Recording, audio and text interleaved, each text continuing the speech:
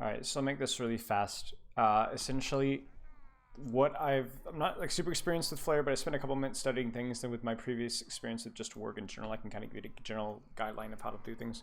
First off, we'll go down the list of terms of corruptions. You're going to start with 3 Phys Mit. 3 Tactical Mit is just a general roaming build. You can obviously specialize depending on who you're going against. If you know, for example, for sure that you're going up against a physical class, then what you can do is you can make sure that you get 3 mastery, because that's a noticeable, a little bit of extra mastery plus the 5% damage. It's not actually 5%, but it is worth it to get the 3rd mastery. And then you can do one of 2 things. You can throw in another morale. You can add another crit for the extra crit magnitude. If I knew what I was fighting ahead of time, I might even throw in something like, okay, I'm going to throw in the last morale. Like 147, just get like that extra little bit of 75-80 healing. Keep in mind that your morale pot will also give you the 25% off of that, so that's going to be like 100k more effective morale. But also, like I said, you can technically throw in another mastery, another crit. I don't think you need more than 3 crit unless you're fighting something with an armor debuff. I believe Captain Lore Master might be worth to. Lore Master definitely I would run 4 mits instead of the extra thing, depending on how you're playing it. At least you'll definitely find value from Armorcraft, Sticky Tar, or Ancient Craft, excuse me, Sticky Tar, and the Fire Mitigation debuff from Raven. But yeah, if they don't have a mitigation debuff, there's really no reason to run more than 3 mits with Flayer. You're going to already be capped, so I'll demonstrate that really quick if you're traded properly elsewhere. So if I just show this, which is like, let's just say a very vanilla standard build, then you're going to see here with improved Flayer, Armor Veil, Physical Mitigation, I'm going to go in here and you're going to see with these buffs here, I'm already almost capped on my uncommon, 69.8 and the 64.6. So that's going to be 65, I believe, is the cap. If I popped an armor pot, which, by the way, notice that's 11397 or 114k.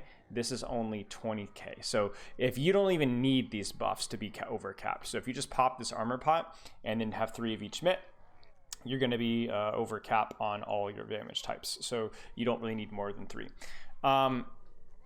3 crit, I think, is just incredibly valuable. The 5% crit chance plus the crit magnitude, it doesn't matter. It's just, you just need it. It's just not really debatable. You have to have 3. Hang on.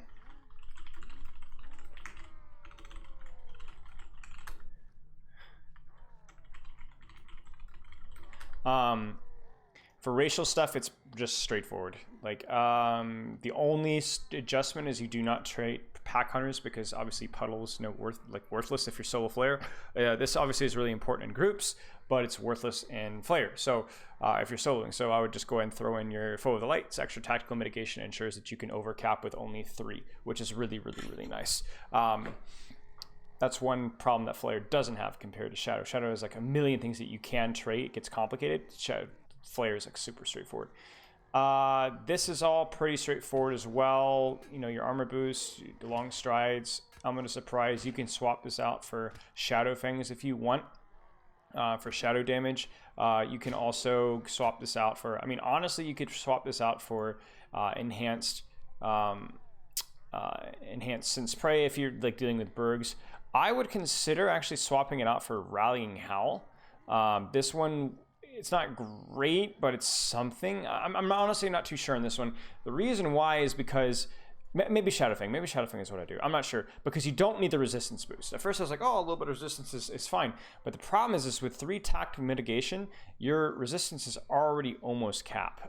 So if you're especially with the resist pot, so if I pop the resist pot, I'm going to be basically, I think 49.9 and cap is 50. So there's really no point having the resistance boost here. So maybe throw in Enhanced Rallying Howl if you're like, hey, the 5% damage buff. It's not actually 5%, maybe a little bit of damage occasionally in 1v1s.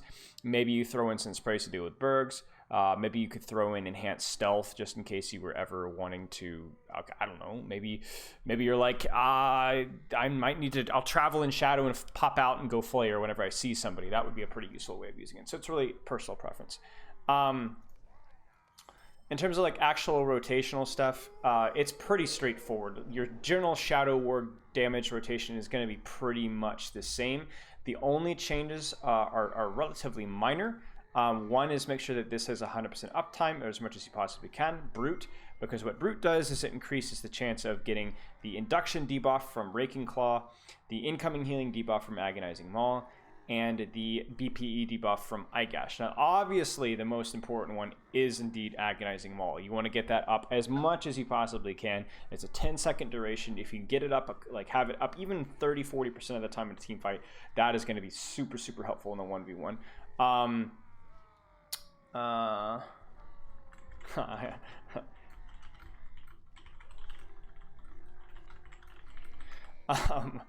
Couple other things to point out. The uptime, obviously you want 3 Raking Claw bleeds constantly at all times. It's actually not that hard to do, so don't panic yourself about like spamming claws as much as you can. I mean, you should be spamming claws generally, but don't worry about, oh no, I missed it, because it's got a 16-second duration, so it's pretty easy to stack. Like I can just go boom, boom, boom. There's 1, there's 2, and then I only need 3, and there's 3 right there, and that's like 4 seconds, right? This obviously gets your rend up. You know, Frenzy's fine. You know, obviously the normal skill priority for the most part in terms of skills, like you want to make sure that you got 3 of these up. This is a strong skill. Now this is where things get a little weird though. Piercing Claws is very important because all of your skills do less damage as a whole. So you want to be prioritizing this against most targets. And then the other little thing is, if you notice here, okay, you know, Rend does less damage than Swipe, which does less damage than Scratch and Snap. We all know this, but this is the weird one. Watch this.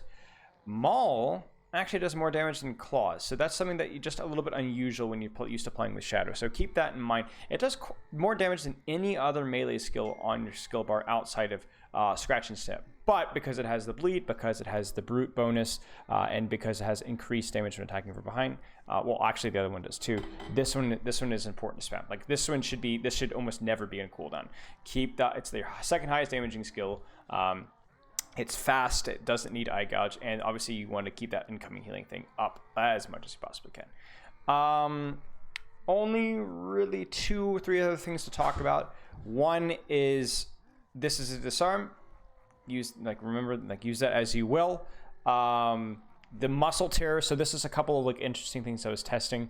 This does not overwrite crippling bite. In other words, if I use crippling bite, there's my 25% slow, and then I use muscle tear. Now this is a 50% slow right now, right? The crippling bite slow is gone, but wait for it to expire. 3, 2, 1.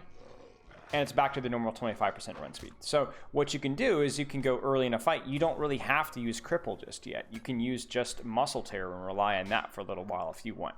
You also notice it has a 33% attack duration thing. Now, this is where it gets weird. This also, Brutal Fangs, also known as Shadow Fangs in Shadow, has the attack duration, the 10%. You see that? Oh, I completely forgot. The brute bonus lowers your target's armor value by 57,000. That's another bonus of utilizing your brute, right? So that's obviously, it's not a lot, but it's something. But this is where it gets weird. If I use Brutal Fangs and then Muscle Tear, notice it goes from 10 to 33. This Muscle Tear will overwrite Brutal Fangs, right? No big surprise there, right? It's a stronger debuff. Oh, where is it? There you go. But this is where it gets weird. When the Torn Muscle debuff expires, the Fangs doesn't come back like it does with the slow. Watch. It's gone. And I tried this on an actual mob as well, and it's the same on actual mobs as well. So worth noting. That being said, don't let that discourage you from using this skill, because this is a pretty darn big bleed. This bleed right here, that's 10 times, let's just average it out, about 10,000. That's going to be 100,000 damage on average, a little higher than that on average. Which is significantly more. That's like the 4, agonizing mauls essentially. So definitely worth using it for the bleed, if nothing else. Just be aware that it's going to overwrite your attack duration debuff. It's going to lose your attack duration debuff after you use muscle tear. Interesting little thing here. I haven't tested this, but these two do stack. Fleas and Brutal Fangs, as well as Fleas and muscle tear stack for attack duration. So something to keep note. Yeah, it's just standard rotation for the most part. Like obviously you prioritize your getting those claws stacked, and then right now I'd be doing piercing claws if I could. And then once these fights, like I'm gonna go right back to my maul, and then I'll put in a debuff there. And then I'm like, okay, maul. I might even go maul first. And then I'm like, oh shoot, right now, what do I use? Normally, if I was Shadow Warg, I would have gone 1, 2 here, right? Because this was on cooldown. But considering it's Flayer, I'll probably go from here to here to here. Because I had cripple and I want that bleed up as fast as I can. Last couple of things. Obviously, your knockdown is really strong. Your topple is really strong. I don't recommend opening with it. Simply because you want to try and make them burn their CC breaks early first, and then wait for the DR, the diminishing returns table, to reset, and then topple. So in other words, like you might go for like a proc with like your cripple, eye gouge, pounce. That still works. So keep that in mind. You should be spamming that as much as you can. Like you apply your bleed with and then maybe reapply cripple to fish for the cripple, eye gouge, pounce, FM, and certainly. There it is right there. And then certainly, go for your tendon shred as well. Because not only does that do a pretty decent amount of damage, but, you're using as many stuns as you can before you topple. Because, again, if you can get topple to get, 5-6 seconds of full stun, I mean, that's brutal. Even in Flayer, that's going to be a lot of damage. So, again, TLDR, open up your fight. Get your, maybe get your disarm going. Get your bleeds going. I'm going to get my rend up. My 5 agonizing maul bleeds. There's my DOT. Maybe I'll muscle tear now for the extra slow. I'm spamming piercing claws. These 2 skills are incredibly important right here. And don't forget, as you're entering the fight, this little sucker right here, have that keybound. F1 for me, because I want that the induction debuff against some classes. I definitely want the incoming heal. I would love the armor debuff. I wouldn't mind the BPE thing. Spam your CC. Get that tendon shred going, and then later in the fight, then you get that topple, and it's an eternity, man. Like, I mean, obviously this mob has audacity as well, and that's like a full 5 seconds. So brutal. Okay, hope you found that helpful, and yeah.